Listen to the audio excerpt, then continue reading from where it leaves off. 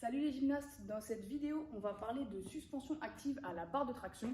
Et le point de cette vidéo, c'est de vous dire qu'à chaque fois que vous allez vous accrocher à une barre de traction pour faire un mouvement gym, il faut être en suspension active. Qu'est-ce que c'est une suspension active? Je vais te montrer la diff entre passif et actif. Ok? Donc sur une suspension passive, un dead hang, je suis complètement relâché au niveau des épaules et on voit ma tête qui rentre entre mes épaules.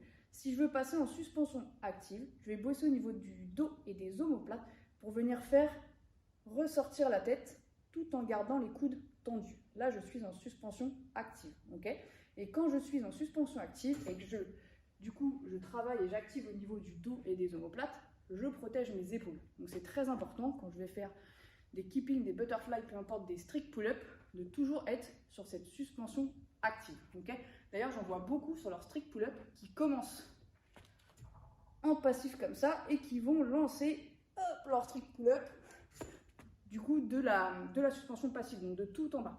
Et ça, c'est pas bon. Il faut vraiment, quand tu t'accroches à la barre de traction, même si tu t'accroches en passif parce que c'est plus facile, et ben avant de commencer, tu sors la tête et tu actives ton dos. Et là, tu peux commencer ton mouvement, quel qu'il soit.